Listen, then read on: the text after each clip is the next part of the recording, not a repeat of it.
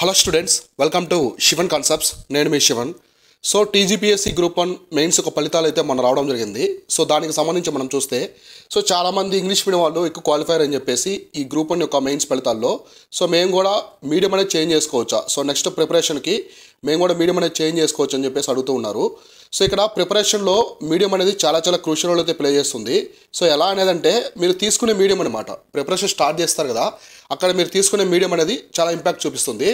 ఇప్పుడు ఈ క్లాస్లో నేను ఏం చెప్తానంటే మీకు అందరికి కూడా మీడియం అనేది తెలుగు నుంచి ఇంగ్లీష్కి చేంజ్ చేయడం వల్ల చాలామంది చేంజ్ చేస్తూ ఉంటున్నారు. మన కాల్ కూడా చేస్తారు అనమాట. మన యాప్లో కూడా మెసేజ్ చేయడం జరిగింది, టెలిగ్రామ్ గ్రూప్లో కూడా చాలామంది పెట్టారు కామెంట్స్. ఇలా చేంజ్ చేయడం వల్ల దీని ద్వారా ఎటువంటి అడ్వాంటేజ్ డిసడ్వాంటేజెస్ ఉన్నాయి, నెగిటివ్స్ అండ్ పాజిటివ్స్ ఏమున్నాయి, ప్రోస్ అండ్ కాన్స్ ఏమున్నాయో ఈ క్లాస్లో నేను నీట్గా ఎక్స్ప్లెయిన్ చేస్తాను. చాలా జాగ్రత్తగా వినండి, చివరి వరకు వినండి. ఇక్కడ ఎందుకంటే మీకు తెలుస్తాయి అనమాట మొత్తం ఎటువంటి ప్రోస్ ఉంటాయి, కాన్స్ ఉంటాయి మీరు చేంజ్ చేయడం వల్ల. ఇంగ్లీష్ మీడియం వాళ్ళకి తెలుగు మీడియం వాళ్ళకి బెనిఫిట్స్ ఏముంటాయి మొత్తం ఎక్స్ప్లెయిన్ చేస్తాను. తెలుగు మీడియం వాళ్ళు మేజర్గా ఫేస్ చేస్తున్న ప్రాబ్లమ్స్ ఏమున్నాయి, ప్రాబ్లమ్స్ ఎటువంటి ప్రాబ్లమ్స్ ఉన్నాయి అవి కూడా ఇక్కడ ఎక్స్ప్లెయిన్ చేస్తాను.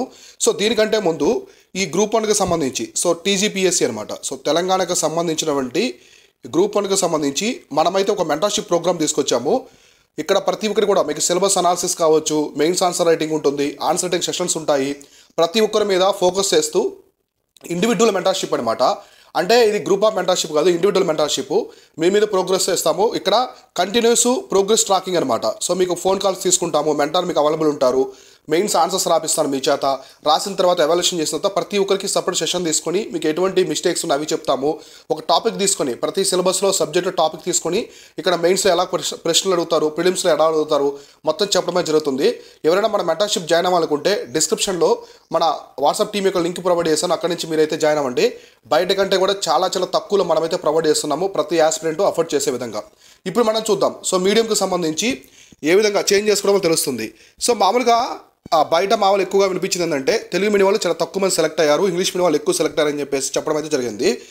ఇప్పుడు తెలుగు మీడియం వాళ్ళు ఒకవేళ తెలుగు మీడియం వాళ్ళు తెలుగు నుంచి ఇంగ్లీష్కి షిఫ్ట్ అవ్వడం వల్ల ఏమైనా ప్రాబ్లం ఉందా లేదా బెనిఫిట్ అవుతారంటే తెలుగులో ఆల్రెడీ ప్రిపరేషన్ అనేది చేస్తుంటారనమాట. చాలా వరకు కూడా ప్రిపరేషన్ చేస్తుంటారు కాబట్టి ఈ టైంలో తెలుగు నుంచి ఇంగ్లీష్కి చేయడం అనేది కొంచెం రిస్క్ ఫ్యాక్టర్గా నేనే చెప్తాను.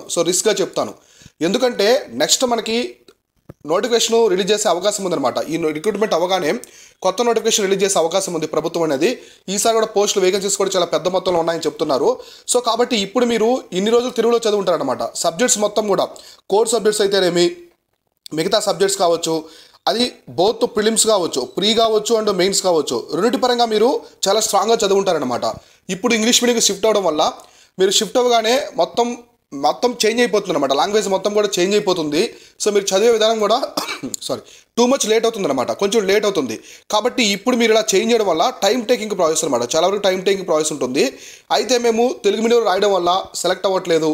ఏం చేయాలంటే తెలుగు మీడియం వాళ్ళు కొంచెం ఎక్స్ట్రా వర్క్ అనేది చేయాలన్నమాట. ఎందుకంటే ఇంగ్లీష్ మీడియం వాళ్ళకి ఎడ్జ్ ఉంటుంది, వాళ్ళు కొన్ని సోర్సెస్ ఉంటాయన్నమాట, కొన్ని సోర్సెస్ ఎక్కువ ఉంటాయి. ఇప్పుడు యూపీఎస్సీ మెటీరియల్స్ అవుతారు, అక్కడి నుంచి కొన్ని మంచి పాయింట్స్ అనేది పిక్ చేసుకుంటారు. ఒక ప్రశ్నని ఒక ఆన్సర్ని బ్యూటిఫుల్గా ఎక్కువ చేస్తారనమాట. తెలుగు మీడియం వాళ్ళకి చాలా లిమిటెడ్ బుక్స్ ఉంటాయి. మీకు ఏముంటాయి తెలుగు మీడియం వాళ్ళకి ఎక్కువ మనం చూస్తే ఈ ఏపీ కావచ్చు, ఏపీ అంటే తెలంగాణలో ఉండే బుక్స్ చదువుతారు, అంతే తప్ప రిమైనింగ్ బుక్స్ అనేది చదవరనమాట. కానీ ఇంగ్లీష్ మీడియం వాళ్ళు తమిళనాడు స్టేట్ బుక్స్ చదువుతారు, ఎన్సీఆర్టీ చదువుతారు, యూపీఎస్సీ మెటీరియల్స్ నుంచి గ్యాదర్ చేస్తారు మ్యాటరు, ఇక్కడ తెలుగు అకాడమీ చదువుతారు, మళ్ళీ లోకల్ బుక్స్ చదువుతారు. ఇట్లా ఎక్కువ చదవడం వల్ల వాళ్ళ కంటెంట్ అనేది కొంచెం బెటర్ పాయింట్స్ అనేవి వస్తాయన్నమాట. అయితే తెలుగు మీడియం వాళ్ళు మీరు కొంచెం ట్రాన్స్లేట్ అనమాట, ఈ సోర్సెస్ యూపీఎస్సీ సోర్సెస్ అక్కడి నుంచి మీరు కొంచెం ట్రాన్స్లేట్ చేసుకుంటే మాత్రం ఖచ్చితంగా మీరు ఇంగ్లీష్ మీడియం వాళ్ళని బీట్ చేయగలరు. అయితే ఆ సోర్సెస్ ఏముంటాయి చాలా జాగ్రత్తగా మీరు చూస్ చేసుకోవాలి. మన మెంటర్షిప్లో అవన్నీ చెప్పడం జరుగుతుంది. తెలుగు మీడియం వాళ్ళు కూడా మన మెంటర్షిప్లో మంచి స్కోర్స్ అనేవి వచ్చాయన్నమాట. 450+ అనేది రావడం జరిగింది. ఎందుకంటే ఆ ఎక్స్ట్రా వర్క్ చేయాలన్నమాట. ఆ ఎక్స్ట్రా వర్క్ ఎలా చేయాలనేది మన మెంటర్షిప్లో నేనైతే చెప్తూ ఉంటాను. తర్వాత ఇలా అనమాట. మీరు ఆలోచించుకోండి, ఒకవేళ మీరు మీడియం చేంజ్ చేసుకోండి ఖచ్చితంగా అనుకుంటే ఒక 1 వీక్ చదవండి, జస్ట్ ఒక 7 days అనమాట. 7 days మీరు తెలుగులో చదివిన కాన్సెప్ట్ని ఇంగ్లీష్లో చదివి దాన్ని రాయండి. మీరు మొత్తం కూడా పేపర్లో రాయాలన్నమాట, చూడకుండా మెయిన్స్ ఆన్సర్స్ రాయండి. ఓకే నాకు ఎటువంటి ప్రాబ్లం లేదు నేను రాయగలను అనుకుంటేనే వెళ్ళండి. ఒక్కటి గుర్తుపెట్టుకోండి, మీరు పాలిటీ కావచ్చు, ఇంకా మనకి ఎకానమీ సబ్జెక్ట్ కావచ్చు, జాగ్రఫీ కావచ్చు, వీటిలో టెర్మినాలజీస్ ఉంటాయన్నమాట. ఈ టెర్మినాలజీస్ కంప్లీట్గా మారిపోతాయి. తెలుగు మీడియం వాళ్ళకి ఇంగ్లీష్ మీడియం వాళ్ళకి చాలా వరకు మారిపోతాయి. ఆ రిస్క్ని నేను ఫేస్ చేయగలను, నాకు ఎటువంటి ప్రాబ్లం లేదనుకుంటేనే దిగండి. లేకుంటే టూ మచ్ ఆఫ్ ప్రాబ్లం అయిపోతుంది. మీరు ప్రిపరేషన్కి టైం సరిపోదు, చాలా టూ మచ్ చాలా టైం తీసుకుంటుంది అనమాట. సో ఇది మాత్రం చాలా జాగ్రత్తగా గుర్తుపెట్టుకోండి. మీరు ఎందుకంటే ఇన్ని రోజులు కష్టపడ్డారు, ప్రిపేర్ అయ్యారు, ఈ టైంలో లాస్ట్లో మీరు దాన్ని స్పాయిల్ అయితే చేసుకోవద్దు. కాబట్టి ఇంకొంచెం స్ట్రాంగ్గా చూడడానికి ట్రై చేయండి. నేనైతే మీరు ఒక 2-3 ఇయర్స్ నుంచి ప్రిపేర్ అయ్యే వాళ్ళకి, తెలుగు మీడియం వాళ్ళకి ఇంకా ఐఏవి బుక్స్ బాగా చదవండి, ఆన్సర్ రైటింగ్ నోట్ మేకింగ్ చేసుకోండి, మంచి మెంటర్షిప్స్ జాయిన్ అవ్వండి, మెయిన్స్ ఆన్సర్స్ రాయండి. మీకు ఎవాల్యుయేషన్ చేసే మెంటర్స్ కావచ్చు, ఇట్లా బయట మీకు ఎక్కడ నచ్చినా సరే, మన దగ్గర కాకుండా మీకు ఎక్కడ నచ్చినా కూడా తీసుకోండి మంచి మెంటర్షిప్.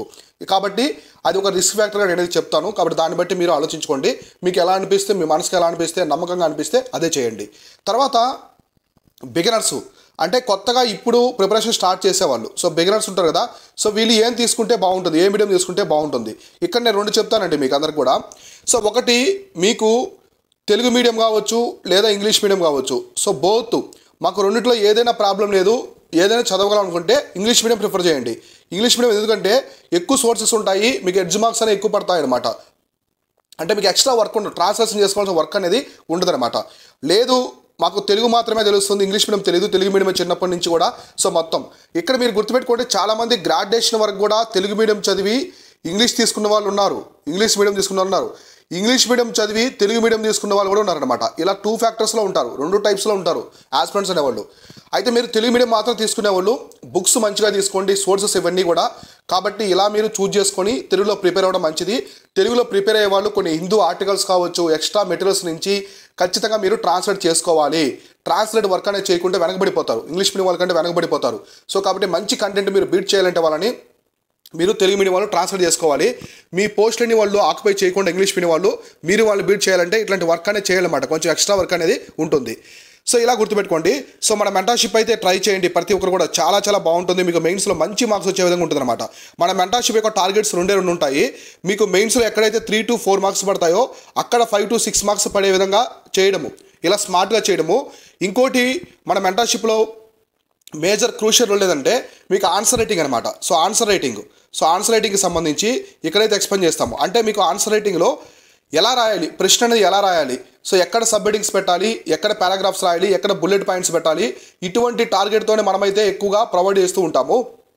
సో మీకు ఇక్కడే నేను సోర్సెస్ కావచ్చు, బుక్స్ కావచ్చు, ఇవన్నీ కూడా రెఫర్ చేస్తాను. ఆన్సర్ మెయిన్స్ టెస్ట్ రాపిస్తాను, మీ చేత చదివించేదో టెస్ట్ రాపిస్తాను, ఇట్లా అనమాట. ఈ 2 అయితే మన దాంట్లో చాలా బెస్ట్గా ఉంటాయి. వన్ ఆఫ్ ది బెస్ట్గా మనమైతే ఆన్సర్ మెంటర్షిప్లో చెప్పొచ్చు. మన మెంటర్షిప్లో కూడా మనకు చాలా మంచి స్కోర్స్ అయితే రావడం జరిగింది. 450+ చాలా మందికి వచ్చాయి, 507.5 వచ్చింది హై స్కోరు. వాళ్ళందరూ బిగినర్స్ అనమాట, చాలా బిగినర్స్, తక్కువ ఏజ్ ఉన్న వాళ్ళు. ఎందుకు అలా వచ్చాయంటే ఈ ఆన్సర్ రైటింగ్లో నేను ఆల్మోస్ట్ చాలా టిప్స్గా వచ్చి ఇవన్నీ చెప్పాను అనమాట. మీరు ఎంత బాగా చదివినప్పటికీ అక్కడ ఎలా పెర్ఫామ్ చేస్తున్నామనేదే ఇంపార్టెంట్ అనమాట. చాలామంది బాగా చదివారు, చాలా హార్డ్ వర్క్ చేశారు, కానీ ప్రెజెంటేషన్లో ల్యాక్ ఆఫ్ ప్రెజెంటేషన్ వల్ల చాలామంది మార్క్స్ అనేది కోల్పోయారు అనమాట. కాబట్టి ఇలాంటి టార్గెట్స్తో మనమైతే చెప్తూ ఉంటాం. కాబట్టి మీరు ఏమైనా జాయిన్ అవ్వాలనుకుంటే డిస్క్రిప్షన్లో మన వాట్సాప్ టీం యొక్క లింక్ ప్రొవైడ్ చేస్తాను, అక్కడి నుంచి జాయిన్ అవ్వండి. మనది ఇండివిజువల్ గైడెన్స్ అనమాట, అంటే పర్సనల్ మెంటర్షిప్. కాబట్టి మీరు ఎంత త్వరగా జాయిన్ అయితే మీకు అంత బెనిఫిట్ అయితే ఉంటుంది మన పర్సనల్ మెంటర్షిప్లో. సో టైం అనేది సేవ్ అవుతుంది. త్వరలోనే నోటిఫికేషన్లో పెద్ద మొత్తంలో వేకెన్సీస్ ఉంటాయని చెప్తున్నారు. సో కాబట్టి ఇప్పటి నుంచి ప్రిపేర్ అవ్వండి, ఇట్స్ ఏ రైట్ టైం అనమాట. ఇప్పటి నుంచి మీకు ఇంటిగ్రేటెడ్గా చదివిస్తాను, నేను ప్రిలిమ్స్గా మెయిన్స్ చదివిస్తాను, మెయిన్స్ మీద ఎక్కువ ఫోకస్ చేపిస్తాను. సో మీకు ప్రిలిమ్స్ అంటే నోటిఫికేషన్ రిలీజ్ చేసే టైంకి మీరు చాలా స్ట్రాంగ్గా చేస్తాను మిమ్మల్ని మెయిన్స్లో. తర్వాత ప్రిలిమ్స్ క్లియర్ అయిన తర్వాత ప్రిలిమ్స్ మీద ఫోకస్ చేపిస్తాను.